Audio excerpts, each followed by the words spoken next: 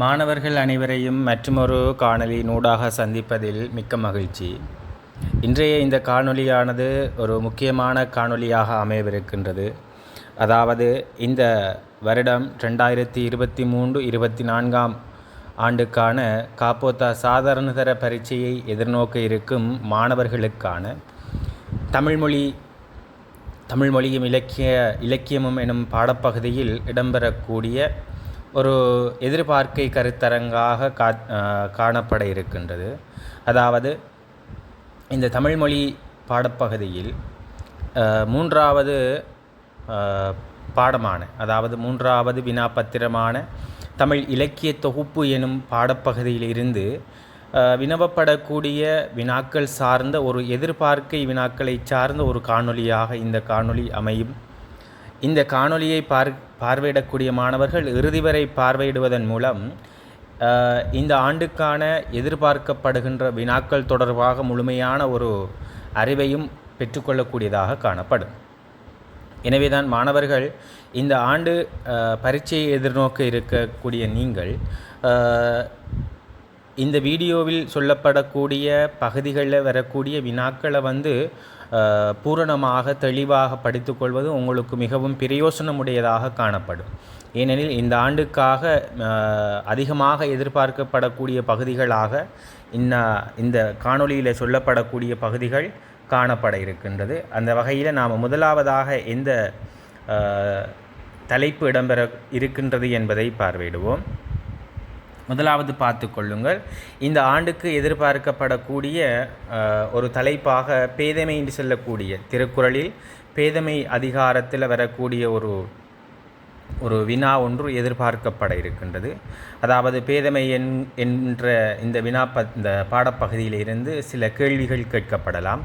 அதாவது பேதமை தொடர்பாக வள்ளுவர் கூறக்கூடிய வரைவிலக்கணம் என்ன, பேதையினுடைய செயல்கள் என்ன, அதே போன்று பேதையினுடைய செயல்களால் ஏற்படக்கூடிய விளைவுகள் என்ன, அதே போல் ஒரு பேதையினுடைய இழிவு எவ்வாறு கூறப்பட்டுள்ளது, அதே போன்று இந்த பேதமை என்னும் அதிகாரத்தில் வள்ளுவர் எவ்வாறான உவமை அணிகளை கையாண்டிருக்கிறார் அல்லது அணிகள் எப்படி கையாளப்பட்டுள்ளது என்று சொல்லியெல்லாம் உங்களுக்கு வினாக்கள் கேட்கப்படலாம்.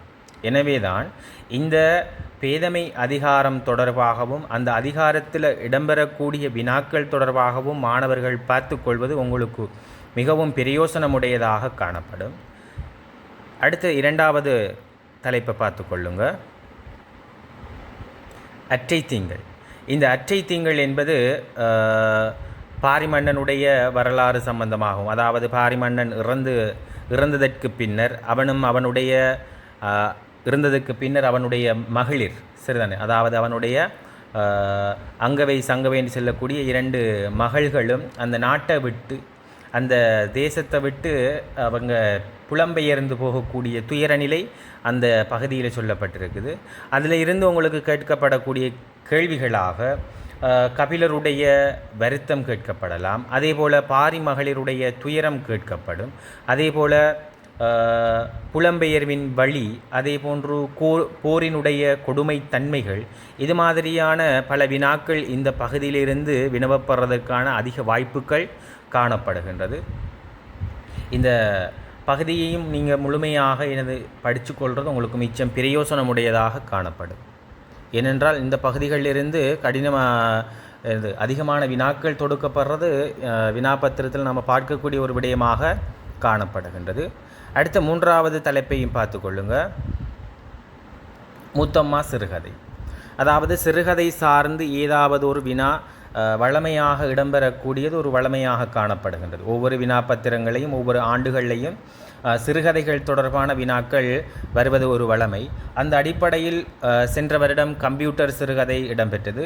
உங்களுடைய மொத்த பாட அலகுகளில் 2 சிறுகதைகள் காணப்படுகின்றது. ஒன்று கம்ப்யூட்டர் சிறுகதை, இரண்டாவது மூத்தம்மா என்று சொல்லக்கூடிய சிறுகதை காணப்படுகின்றது. அந்த அடிப்படையில் இந்த ஆண்டு மூத்தம்மா சிறுகதை எதிர்பார்க்கப்படக்கூடிய ஒரு தலைப்பாக இருக்கின்றது. எனவே இந்த மூத்தம்மா சிறுகதை தொடர்பாக நீங்கள் தேவையான அறிவினை பெற்றுக்கொள்வது உங்களுக்கு பரீட்சைக்கு மிகவும் பிரயோசனமாக காணப்படும். அதாவது இந்த தலைப்பில் இருந்து கேட்கப்படக்கூடிய கேள்விகளாக மூத்தம்மாவினுடைய குண இயல்புகள், அதே போன்று மூத்தம்மாவினுடைய பேரனான காசிமுடைய குண பண்புகள், அதே போன்று மூத்தம்மாவினுடைய செயல்கள், அதாவது அந்த மூத்தம்மா எந்த மாதிரியான செயல்களில் ஈடுபடுகிறார், அதே போன்று மூத்தம்மா இறந்ததனால காசிம் அடைந்த துயரநிலை, சரிதான பிள்ளை. அதே போன்று அங்கு பயன்படுத்தப்படக்கூடிய கிராமிய நம்பிக்கைகள், சரியானே, அதே போன்று மூட நம்பிக்கைகள், அதே போன்று பல வினாக்கள் அந்த பகுதியிலிருந்து கேட்கப்படலாம், சரிதானே. இந்த மாதிரியான கேள்விகளுக்கான விடைகளை நீங்கள் அறிந்து கொள்ளுங்கள். அப்படி அறிந்து கொள்வது உங்களுக்கு பரீட்சைக்கு ஒரு பெரும் உதவியாக காணப்படும். அதே போன்று 4வது தலைப்பையும் பார்த்துக்கொள்ளுங்கள். தற்கால கவிதை. அதாவது தற்கால கவிதைங்கிற பாடப்பகுதியில் இடம்பெறக்கூடிய இந்த குழந்தையென எனது மனம் குதூகலிக்கும்ங்கிற பகுதி இந்த ஆண்டு முக்கியமாக பெரும்பாலும் எதிர்பார்க்கப்படக்கூடிய ஒரு பகுதியாக காணப்படுது. ஏனென்றால் இந்த குழந்தையென எனது மனம் குதூகலிக்கும்ங்கிற பகுதியானது பல வருடங்களாக இடம்பெறாத ஒரு தலைப்பாகவே காணப்படுது. அதாவது ஒரு 6-7 வருடங்களாக இந்த தலைப்பானது இதுவரைக்கும் பரீட்சை வினாக்களில் கேட்கப்படலை. அப்போ இந்த ஆண்டு எதிர்பார்க்கிறதுக்கான வாய்ப்புகள் மிக அதிகமாக காணப்படுகின்ற ஒரு தலைப்பாக இந்த குழந்தையென எனது மனம் குதூகலிக்கும்ங்கிற தலைப்பு காணப்படுகிறது.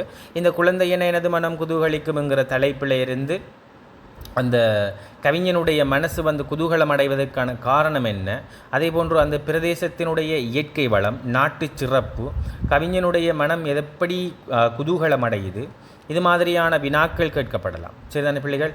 அதுக்கான விடைகளையும் நீங்கள் தெரிந்து வைத்து கொள்ளுங்கள், கற்றுக்கொள்ளுங்கள். அதே போன்று அடுத்த 5வது தலைப்பை பார்த்துக்கொள்வோம். குற்றால குறவஞ்சி. அதாவது குறவஞ்சி என்று சொல்லக்கூடியது ஒரு இலக்கிய வடிவம், அதாவது சிற்றிலக்கிய வடிவம். நாயக்கர் காலத்தில் தோற்றம் பெற்ற ஒரு இலக்கிய வடிவம் தான் இது, இந்த குறவஞ்சி. இந்த குற்றால குறவஞ்சி தொடர்பாக உங்களுக்கு கேள்விகள் கேட்கப்படலாம். அதாவது குறவஞ்சியினுடைய அமைப்பு, அந்த நாட்டினுடைய சிறப்பு, அந்த நாட்டு வளம், மலை வளம், இது மாதிரி பல கேள்விகள் கேட்கப்படலாம், சரிதானே. அது தொடர்பாகவும் நீங்கள் பார்த்து கொள்ளுங்கள். அதேபோன்று இந்த குற்றால குறவஞ்சி அமைப்பு கேட்டால் தலைவன் அல்லது கடவுள் வீதியால் உலா வருகிற நேரம், அந்த உலாவார சந்தர்ப்பத்தில் பெண்களில், அதாவது 7 பருவ பெண்கள் காணப்படுறாங்க. பேதை, பெதும்பை, மங்கை, மடந்தை, அறிவை, தெரிவை, பேரிளம்பெண் என்று சொல்லக்கூடிய வகையில் 7 பருவ மகளிர்கள் காணப்படுறாங்க. இந்த 7 பருவ மகளிர்களும் அந்த தலைவன் அல்லது கடவுளை என்ன செய்வாங்க, காதலிப்பாங்க. அப்படி காதலிக்கிறதுல ஏதாவது ஒருத்தி அவர் என்ன செய்வாள், அடைந்து கொள்வாள். அடைந்து கொள்வது சம்பந்தமாகவும் அவள் குறிப்பாக்குற அதை தலைவனை பற்றி அறிஞ்சு கொள்வதற்காக வேண்டி அவள் குரத்தியிட்ட போய் குறி கேட்கிறதும், குரத்தி அதற்காக வேண்டி குறி சொல்கிறதெல்லாம் இந்த குறவஞ்சிங்கிற அமைப்பில் உள்ளடங்கக்கூடியதாக காணப்படுகிறது. இது தொடர்பாகவும் நீங்கள் பார்த்து கொள்ளுங்கள்.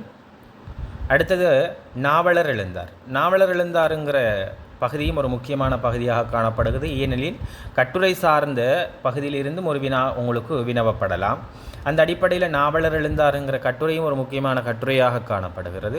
இந்த நாவலர் எழுந்தார் கட்டுரையில் இலங்கை சட்டசபைக்கான ஒரு பிரதிநிதியை தெரிவு செய்கிறதுக்கான ஒரு கூட்டம் ஒன்று நடைபெறுகிற அந்த விடயம் சம்பந்தமாக அந்த கட்டுரை பகுதியில் கூறப்படுகிறது.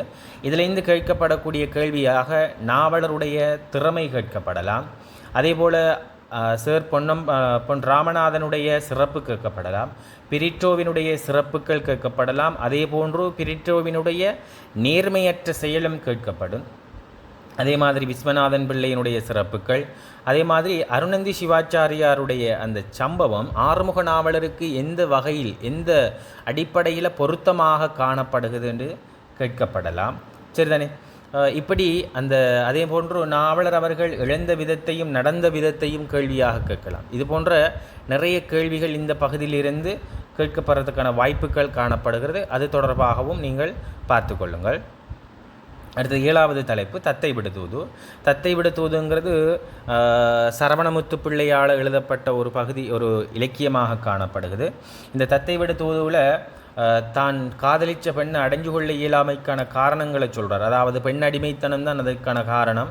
பெண்கள் அடிமைப்படுத்தப்பட்டிருக்கிறதுனால அவங்களுக்கான கணவனை தெரிவு செஞ்சு கொள்ள இயலாமல் இருக்குது. அதாவது அவள் விரும்புகிற ஒருவனை அவளால் திருமணம் முடிச்சு கொள்ள முடியாத ஒரு சூழல் காணப்படுறதாக சரவணமுத்து பிள்ளை சொல்கிறார்.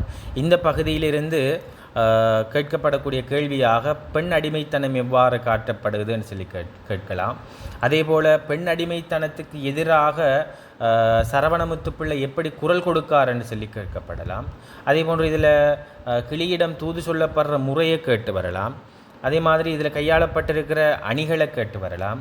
அதே மாதிரி இங்கே தலைவி அவர் எதற்கெல்லாம் ஒப்பிடுகிறார் உவமிக்கின்றார் என்று கேட்டு வரலாம். அதே மாதிரி மொழிநடை சிறப்பு இப்படியான பல கேள்விகள் இதிலிருந்து கேட்கப்படுறதுக்கான வாய்ப்புகள் அதிகமாக இருப்பதனால் அதையும் மாணவர்கள் நீங்கள் பார்த்து கொள்ளுங்க.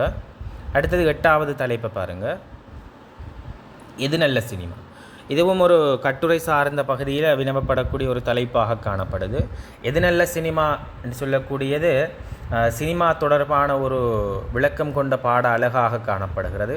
இந்த சினிமா என்று சொன்னால் என்ன, அந்த சினிமா தமிழ்நாட்டில் வளராததற்கான காரணம் என்னங்கிறது தொடர்பாக இந்த கட்டுரையில் சொல்லப்பட்டிருக்குது. இந்த கட்டுரை பகுதியிலிருந்து வரக்கூடிய கேள்விகளாக சினிமா வளராததற்கான காரணம் என்ன என்று சொல்லி ஒரு வினா உங்களுக்கு கேட்கப்படலாம். அதே போன்று சினிமா நாடகத்துக்கு எந்த வகையில் அடிமையாக கிடக்குதுன்னு சொல்லி கேட்டு வரலாம். அதே போன்று சினிமாவினுடைய மொழிகள் என்னன்னு சொல்லி கேட்கலாம்.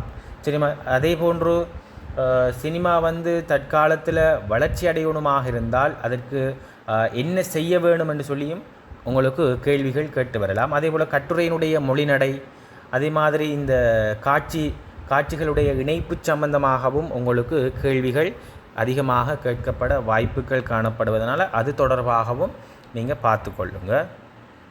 அடுத்தது 9வது தலைப்பையும் பாருங்கள். நாட்டார் பாடல். நாட்டார் பாடல் சார்ந்த வினாவும் உங்களுக்கு கேட்கப்படுறதுக்கான வாய்ப்புகள் இருக்குது. நாட்டார் பாடல் எனும்போது நாட்டுப்புற மக்களால் பாடப்படக்கூடிய பாடலாக இந்த நாட்டார் பாடல் காணப்படுது. இதிலிருந்து உங்களுக்கு 4 பாடல்கள் காணப்படுது இந்த நாட்டார் பாடல் பகுதியில். 1 மீனவ பாடல், 2வது அருவி வெட்டும் பாடல், 3வது ஏற்பாடல், 4வது காதல் பாடல் என்று சொல்லி 4 தலைப்புகள் கொண்ட பாடல்கள் காணப்படுது. இதில் ஏற்பாடலிலிருந்து உழவனுடைய பொது மனப்பான்மை எப்படி வெளிப்படுகுது என்ற கேள்வி கேட்கப்படலாம். அதே போல் அருவி வெட்டும் பாட்டில் அருவால் செய்யப்படுற முறையை கேட்டு வரலாம். அதே போன்று அந்த பாட்டில் இருந்து அந்த பாட்டில் பயன்படுத்தக்கூடிய உவமை தொடர்களை கேட்டு வரலாம். அதே மாதிரி அந்த அருவி வெட்டும் பாட்டில் சொல்லப்படுற கிராமிய நம்பிக்கைகள், அதே போன்று அந்த கிராமிய நம்பிக்கைகளில் ஒரு முக்கியமான விடயமான இந்த கண்ணூறு நாவூறு சம்பந்தமாகவும் கேட்கப்படலாம். சரிண்ணே, அது தொடர்பாகவும் பார்த்துக்கொள்ளுங்க. அடுத்தது மீனவர் பாடலில் மீனவனுடைய எதிர்பார்ப்பு என்ன மாதிரி காணப்படுது, அவன் எதை நம்பி காணப்படுறான் என்று சொல்லியெல்லாம் கேள்விகள் கேட்கப்படும். அதே போன்று காதல் பாடலில் இருந்து காதலனுடைய உண்மை காதல் எவ்வாறு வெளிப்படுகுது என்று சொல்லி ஒரு கேள்வி கேட்கப்படலாம். அதே மாதிரி காதலன் தன்னுடைய காதலியை எதற்கெல்லாம் ஒப்பிடுகிறான், வர்ணிக்கிறான், ஓமிக்கிறான் என்ற கேள்வியும் உங்களுக்கு கேட்கப்படுறதுக்கான வாய்ப்புகள் அதிகமாக காணப்படுறதுனால அது தொடர்பாகவும் நீங்கள் பார்த்துக்கொள்வது உங்களுக்கு பிரயோசனமுடையதாக இருக்குது. சரிதானே. இங்கு கூறப்பட்ட இந்த 9 தலைப்புகளுக்குள்ளேயும் இருந்து பெரும்பான்மையான தலைப்புகள் உங்களுக்கு இந்த வருடம் எதிர்பார்க்கப்படக்கூடிய தலைப்புகளாக காணப்படுறதுனால மாணவர்கள் அனைவரும் இந்த பகுதியில் இந்த காணொளியில் சொல்லப்பட்டிருக்கிற 9 தலைப்புகள் தொடர்பாகவும் கூடிய விளக்கத்தை பெற்றுக்கொள்வது உங்களுக்கு மிக பொருத்தமானதாகவும் பிரயோசனமானதாகவும் இருக்கும். ஏனென்றால் இந்த பகுதி சார்ந்து தான் இந்த வருடம் பரீட்சை வினாக்கள் எடுக்கப்படுறதுக்கான வாய்ப்புகள் அதிகமாக காணப்படுறதுனால நீங்கள் இது தொடர்பாக மேலதிகமான அறிவுகளை தேடிக்கொள்வதும் உங்களுக்கு மிகச்சிறந்த ஒரு பிரயோசனமாகவும் காணப்படும். எனவே தான் இது மட்டுமல்லாமல் இந்த வினா பத்திரத்தில் இருக்கிற 1வது வினா, அதே போன்று 2வது வினா, அந்த வினாக்களுக்கும் சரியான விடைகள் அளிக்கக்கூடியதற்கான பயிற்சிகள் எடுத்துக்கொள்வது உங்களுக்கு மிகவும் நன்மையுடையதாக பிரயோசனமுடையதாக காணப்படும். எனவே இந்த காணொளியை இத்தோடு முடித்துக்கொள்கிறேன். அடுத்த காணொளியில் சந்திக்கலாம். நன்றி.